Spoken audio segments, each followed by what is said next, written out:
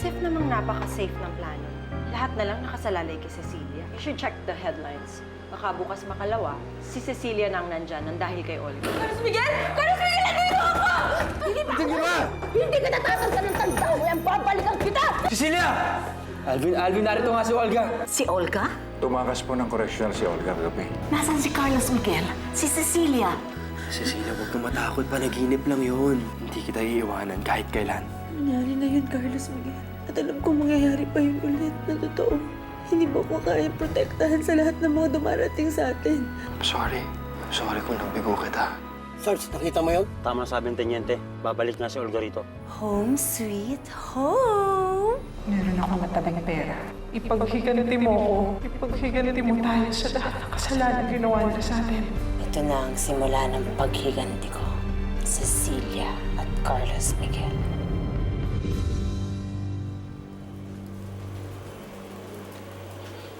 Carlos Miguel. Basta na. Anong lagay ni Cecilia? Gising na siya. Nasa loob, kasama ni Esme.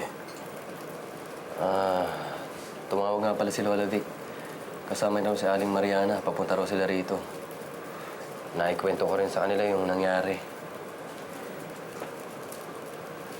Uy, okay ka lang ba?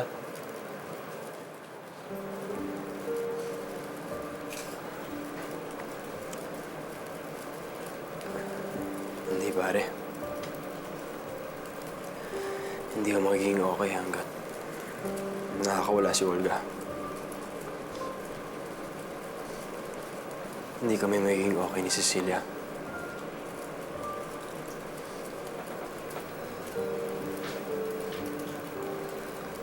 Pare, tama siya eh.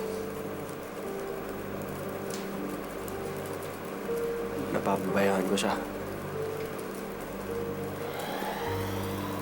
Hinahayaan ko siya masaktan. Kahit si Consuelo, tama rin.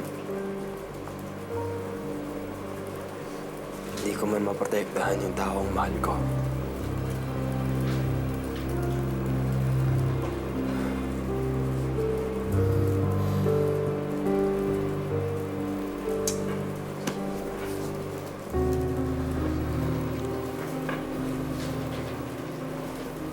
Lola Vic.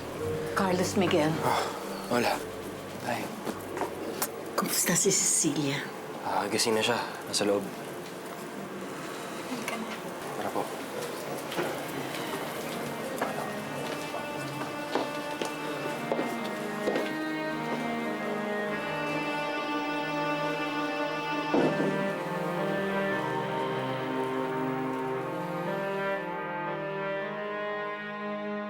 Anak, alalang-alala ko sa'yo. Okay na po ako, Inay. Mabuti naman nagligtas ka na. Opo, Nay. Ligtas na po ako. Pero hindi ko po alam kung hanggang kailan. Walang ligtas sa ating lahat hanggang nakakawala si Olga. So, I've decided to make the necessary steps to keep everyone safe. Lalo na ikaw, Carlos Miguel. Lola Vic, anong sinasabi niyo? Mabuti na nakakasiguro. Ayokong i-expose tayong lahat hanggang hindi nahuhuli si Olga. Kaya, pinakancel ko na muna ang kasal niyo sa isang linggo. Bye home. For now. Huwag kayo kilos masama! Sumuko na! Taas mo ang kamay mo!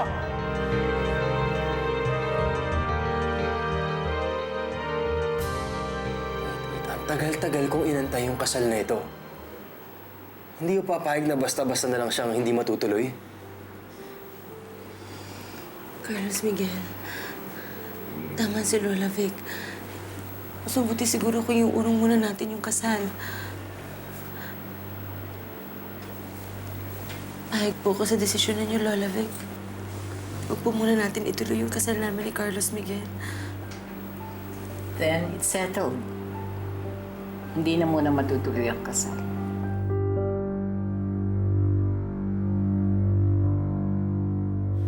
ituloy yung binabalak mo.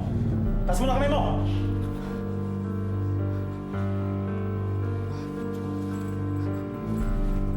Teka. Teka lang. Marami akong pera, oh.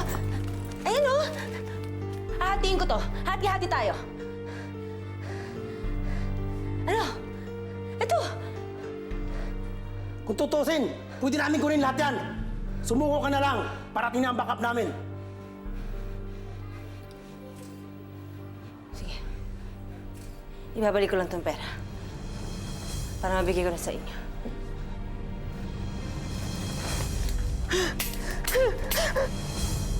Ano? Hindi mo tuloy ginabala, no?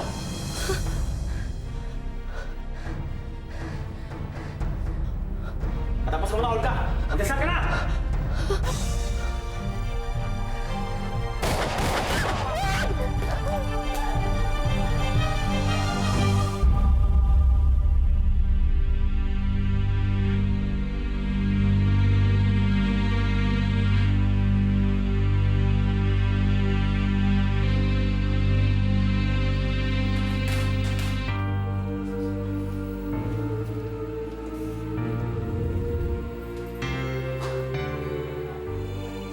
Sino ka?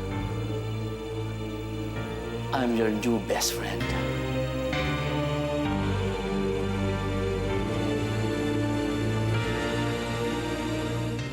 Best friend? Hindi nga kita kilala eh. You can call me Leopard. Leopard? Yung pusa? Hindi. Def Leopard. Yung banda. Pinagloloko mo ba ako? Bakit ka nandito? Niligtas na nga kita eh. Hindi ka ba magte-thank you? Bakit ka nga nandito? Dahil dyan. Maniningil na rin ako. Hoy! Akin yan! Akin yan! Isa, dalawa, dalawang buhay. Ito, sa pagkakaligtas ko sa'yo.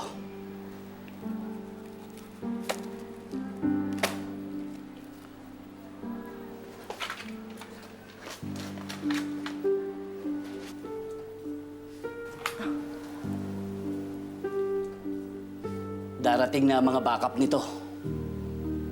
Baka gusto mo sumama.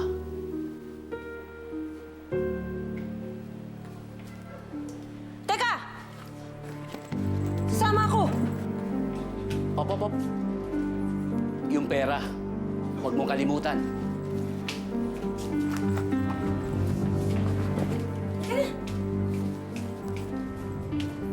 Don't I have a say in this? Bakit kayong dalawa lang? Hindi ko papayag na hindi siya matuloy ng ganyan lang. Kasama rin naman ako sa kasal, di ba?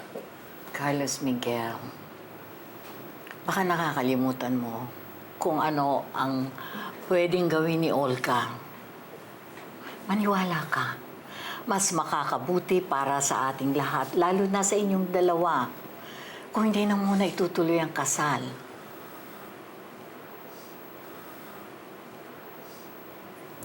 Tama si Lola Vic, Carlos Miguel. O ayan, si Cecilia na mismo ang nagdesisyon. Cecilia, akala mo ba importante yung kasal nito sa atin? Hindi na ba siya importante?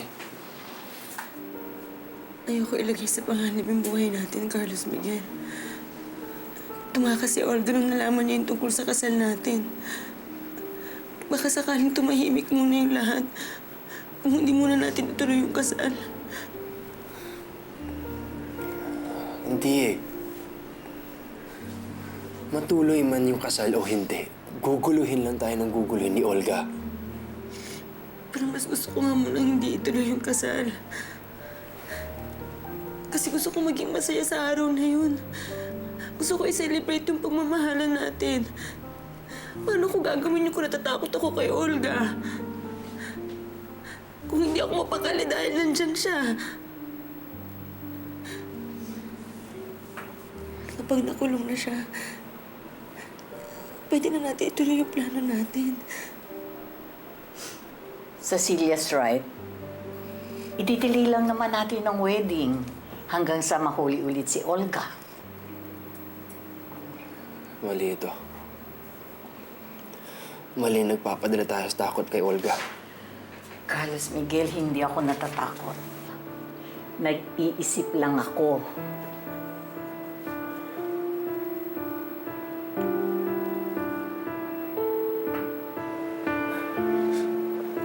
Excuse me.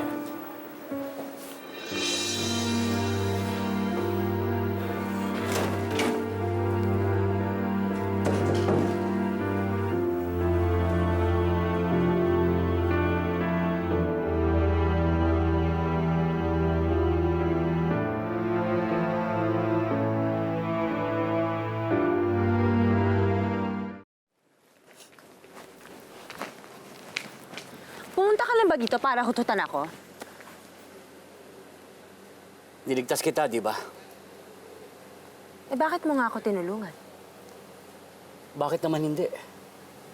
Pwede kitang pagkakitaan. Trabaho ko to. Thief with honor lang pala ang peg mo, no? Kakaiba ka rin? Kakatawa ang pangalan. Kakaiba ang ugali. Bakit? Ano ba bang kaya mong gawin? Ano ba gusto mo ipagawa? Alam mo kung bakit ako nakulong, di ba? Alam mo kung sino may kasalanan. Mga Altamonte? Si Carlos Miguel Altamonte at si Cecilia Fulgencio. Sila ang sunod na gusto kong ipatrabaho. Kung kaya mo akong bayaran, kaya ko silang itumba. Hindi. Hindi ko sila gustong patayin. May iba akong plano sa kanila. Mabuti pa siguro, sumama ka sa bahay ko. Doon natin pag-usapan yung mga plano mo.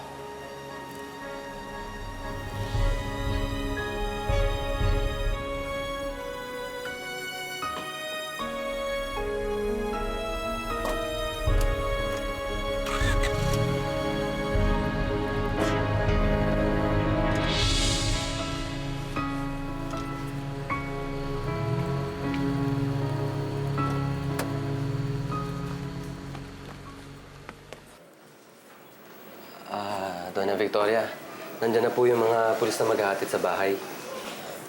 Si Carlos Miguel nasaan? Nasa baba, nagpapahinga. Medyo nabigla ho yata sa naging desisyon nyo, Donna Victoria. Hayaan mo na muna siya, Cecilia. Alam mo naman si Carlos Miguel. Mapusok. Pero kung talagang mahal ka niya, maintindihan ka niya. Sana nga po, Lola Vic. Sana nga po.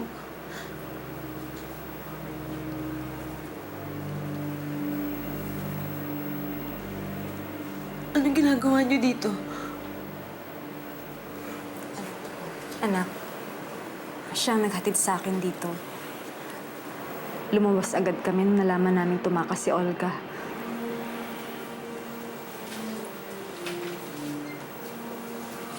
Cecilia, narinig ko ang ginawa siya ni Olga. Alam ko hanggang ngayon, hindi mo pa rin ako mapatawad. Pero gusto ko lang sabihin sa'yo na gagawin ko ang lahat para hindi na maulit pa nangyari. Pinapangako ko, ipapakulong ko ulit si Olga. Pasensya na po kayo. Pero hindi na po ako naniniwala sa pangako. Lalo-lalo na ho yung galing sa inyo.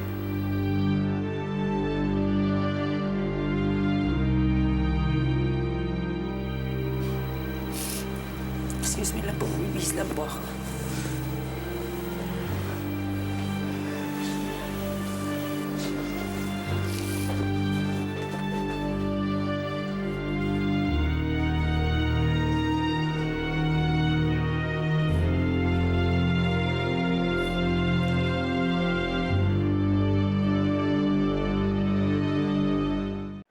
Ano?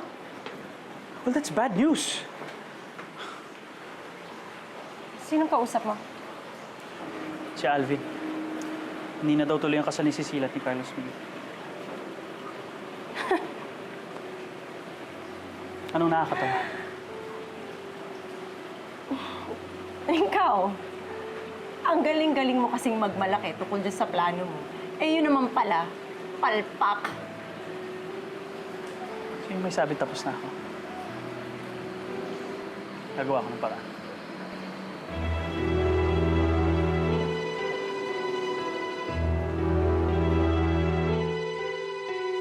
Seriously, Victoria, you're canceling the wedding.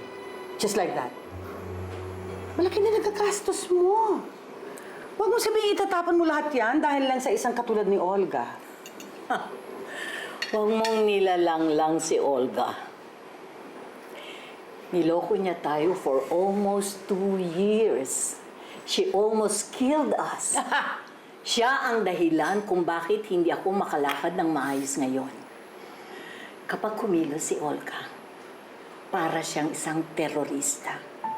No, hindi lang para. Terorista talaga siya. And who knows? Baka kung ano na naman ang gagawin niya kapag natuloy ang kasal. Well, marami pa namang ibang paraan. Sarap nito ah. You can hire added security. Kakahinayang lang talaga yung mga nalabas mo ng pera eh. Mas manghihinayang ako sa pwedeng mawala kapag kumilos si Olga. I know I'm making the right choice, Sofia. What about Carlos Miguel? How is he taking this? Yun ang problema. He's taking it so badly. Lalo na ang ego niya. Feeling niya, may kakulangan siya. Kaya maski si Cecilia, gustong iurong ang kasal. Kawawa naman yung dalawang yon. Parang isang napakalaking pagdurusa ang umibig sa isa't isa. Kaya horror. Totoo naman eh. Parusa talaga ang pag-ibig. Hindi lang para sa kanila, kundi para sa ating lahat.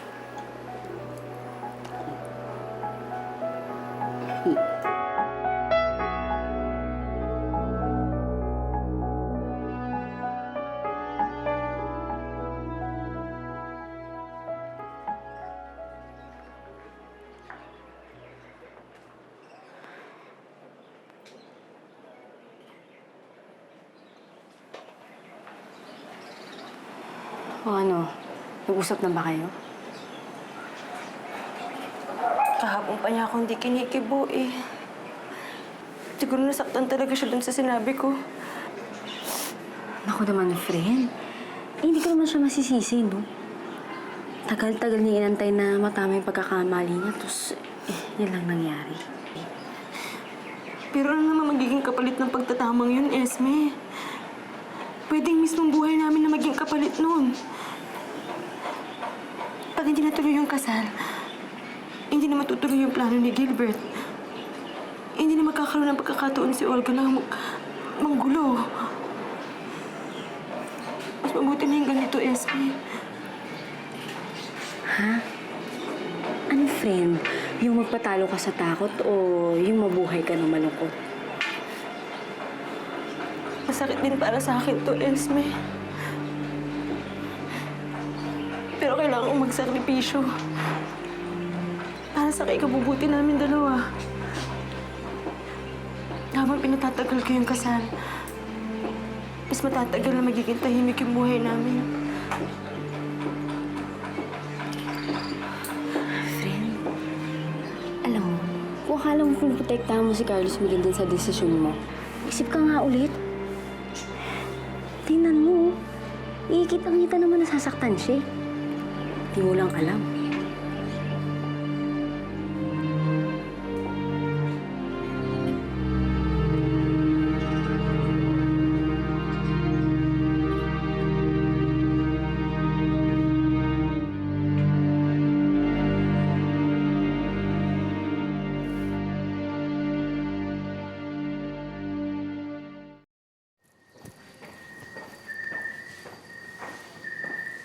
So, paano ka naman nagkaroon ng ganito kalaking bahay? Dahil magaling ako. Magaling ako sa lahat ng ginagawa ko. Lahat kaya kong gawin. Problem solver, ika nga. So, kaya mo isolve ang problema ko kay Cecilia? Nung sinabi mo yung plano mo sa akin kagabi, nakagawa na ako ng plano. So, ibig sabihin, kaya mong kidnapin si Cecilia at ipalit ako sa kanya sa araw ng kasal niya? Hindi. Bakit hindi? Dahil hindi tuloy ang kasal.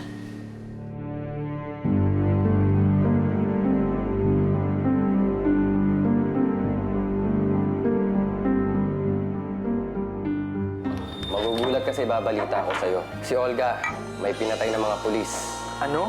Di pa alam kung may kasama siya, pero siya ang main suspect. Paano nangyari yun? Dahil sa takot sa'yo. At paano mo naman nalaman yun? Huwag mo nga akong pinaglololo ko. Alam ko naman na ikaw nagdesisyon na wag muna ituloy ang kasal eh. Dahil baka manggulo lang si Olga kapag natuloy yung kasal. Simple lang naman ang solusyon. Magkakaroon kayo ng isang secret wedding ni Carlos Miguel. Hello, tuloy ang kasal. You just made my day.